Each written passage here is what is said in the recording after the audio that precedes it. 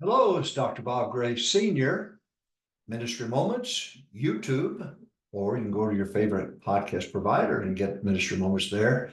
But you go to YouTube, Bob Gray Sr., and I hope you'll subscribe. If you haven't, please do so. Tell your friends about it.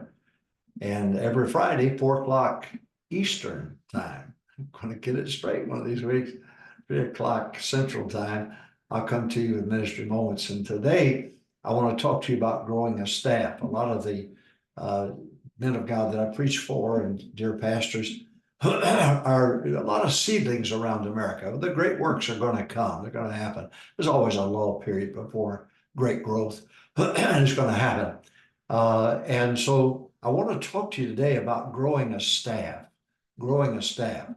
When I went to Bourbonnais, Illinois, the first church that I pastored, we had 40 drive-in, 50 on our buses, two buses, and 90. And we loved it. My wife and I, Jack Lewis was one of the two deacons. Jack Lewis was one of them. What a great man. And but my wife and I would in the wintertime put salamander heaters around the buses to keep sure they didn't freeze up. And that was half our crowd. And of course, they cleaned the building, changed the toilet paper, and all of the that we did. Loved every minute of it. And God blessed in a great way. But we didn't have any money. I remember Jack, the first Sunday night, I counseled with two people. I was proud of me.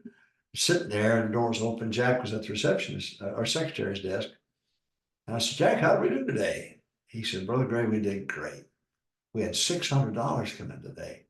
I said, that's tremendous. I said, Jack, what's the budget? He said, the budget's $900. So we started out with a $300 deficit, but God blessed. It was a tremendous 4 years. Loved every minute of it. Let me give you some thoughts about growing a staff based on 52 years of trying to do it and trying to help others to do it. Growing a staff. Number one, use volunteers. They don't you're not going to be able to hire somebody, and I'm not sure that that's such a wise idea. And I've always taught that no more than 45% of your income ought to be for administration. No more than 15% for utilities, and we got ours down to about 8% there in Longview. So growing a staff, number one, use volunteers. Number two, look for those with a heart for ministry. There are some who just fall in love with the ministry, and you see them week in and week out, handling responsibilities and leading. Look for those people because God's going to send them to you. You're a part of a body, and everything you need's there. You don't go home at night, lick your two fingers, put it in a socket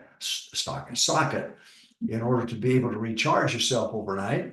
And everything you need is there. God's given you everything you need. You just need to keep your eyes open. But number one, talk about growing a staff now. Number one, use volunteers. Number two, look for those with a heart for a ministry. Number three, give them areas of responsibility. When you see somebody has a heart for the buses, heart for the ushers, okay, or the little PA room that you've got, well, amen. If somebody steps up and says, I'd like to do that, well, help them. That's wonderful. And look for people to have a heart for a certain ministry. Just keep your eyes open. Okay, I'm talking about growing a staff. Number one, use volunteers. Number two, look for those with a heart for ministry. Number three, give them areas of responsibility. Number four, meet weekly with them.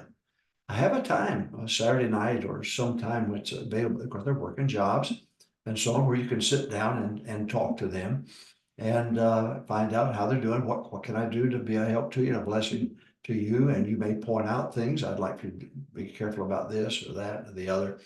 And so it'll help them if they know they're meeting with you, and they should, and you should meet with them. That's your ear to the ground. You want to know those men and women are your eyes, and you can see what's going on. All right, growing a staff. Number one, use volunteers. Number two, look for those with a heart for ministry. Number three, give them areas of responsibility. Lay them out what you expect of them, what you want to do. Give them areas of responsibility. And then next, number four, meet weekly with them. Number five, teach them to look for solutions to problems. When somebody comes to me and says, Preacher, we got a problem here, I don't need that. I see more problems than I can solve. what I need for you to do, and this is your area, and I'm going to make you an expert in your area. I want you to give me 5 solutions. And you see a problem, I want you to bring the problem to me, but I want you to bring me 5 solutions. I want to know what you thought about it, prayed about it, looked into it, and spent time contemplating what would be the right move here. I like that. I'm trying to help you. All right. So growing a staff, use volunteers, look for those with a heart for ministry. Number 3, give them areas of responsibility and make it very clear. Then number 4, meet weekly with them. Number 5, teach them to look for solutions to problems. Number 6, help them to expand their potential. Now that's when I say that they need to look deep into something and come up with solutions for it. I'm helping them. I'm expanding their mindset. I don't want them to be totally dependent on me to make all decisions. I don't need that. I don't need that. I need somebody who will be responsible for an area and look into it and spend time in it and then think about it, pray about it, and let God give them solutions. I want that expands their potential where they'll be able to handle more. You may be running 40 drive-in, 50 on buses, but someday you'll be running 500. And so you need everybody to be in this. It's a teamwork effort. All right. Talk about growing a staff. I said, number 1, use volunteers. Number 2, look for those with a heart for ministry. Number 3, give them areas of responsibility. Detail what you expect of them. Number 4, meet weekly with them. Number 5, teach them to look for solutions to problems, not just problems. Number 6, help them to expand their potential. Number 7, some will rise to the top. Not everybody, but you're going to see that second mile. You're going to see that one that goes the extra mile. You're going to see it. And when you do, oh boy, got a Jim Dandy here. But you never would have had him at that point if you'd not used him as a volunteer. Don't hire your way into growth. Don't do it. You'll hurt yourself if you do that. Buying staff is not the answer. It's not the answer.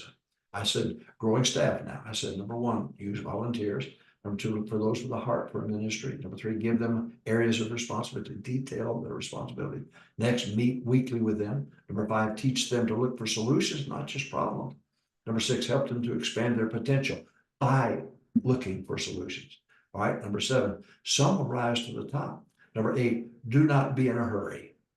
Do not be in a hurry. You can be in such a hurry. You want to build the world's largest church in 1 week. It's not going to happen.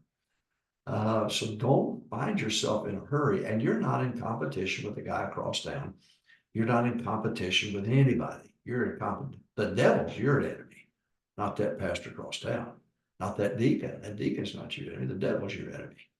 And so you need to understand, just do not be in a hurry. Let God's timing is always perfect. Let God bring things about. All right.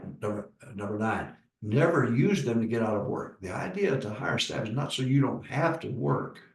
You ought to be doing more because they're helping you in some areas. And so don't you hire somebody to get out of work. You lazy rascal, you go to work. All right. Number 10, Bobby Robertson, as an example, in Raleigh and Winston-Salem.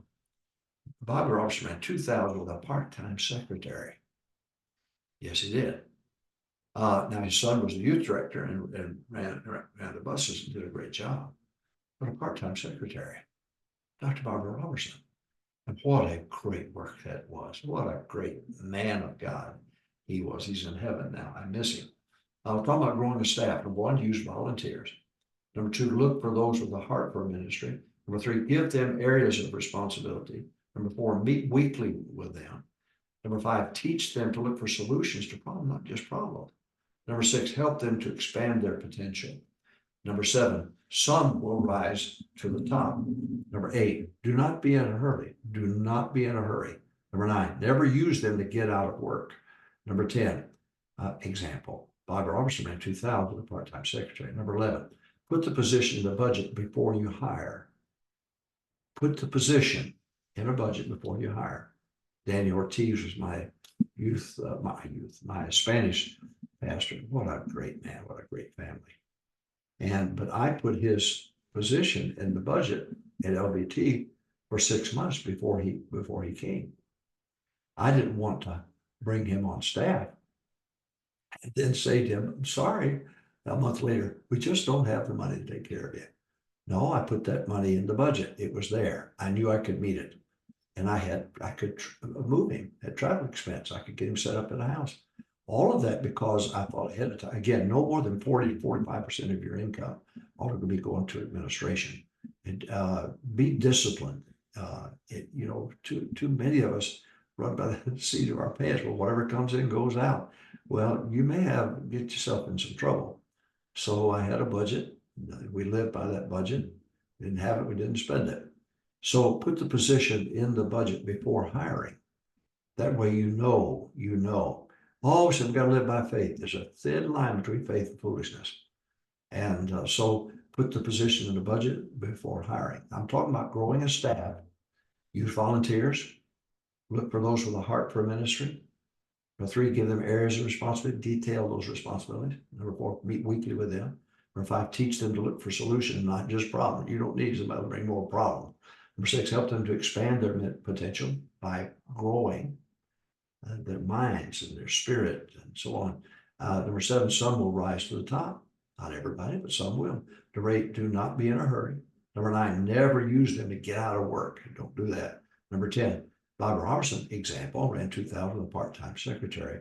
And then number 11, put the position in the budget before you bring them on board. Do it before you bring them on board so that you know they've got a wife, they have a family. They may be moving. They may be their last dime to try to get there. And so you make sure that you can take care of them before you bring them on board. And by the way, don't mistreat them. It's hard to find good maintenance men. It's hard to find good men. And you may have them sitting there right now in your pews and you not even realize it. God bless you.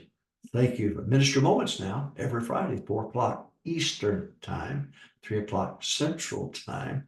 And subscribe now to Minister Moments YouTube, Bob Gray Sr., or go to solvechurchproblems.com and subscribe there, or to your favorite podcast provider. Minister Moments every Friday. God bless you. I hope it's a blessing to you and a help to you. If it isn't, I don't want to hear from you. God bless you. Have a great week of soul winning.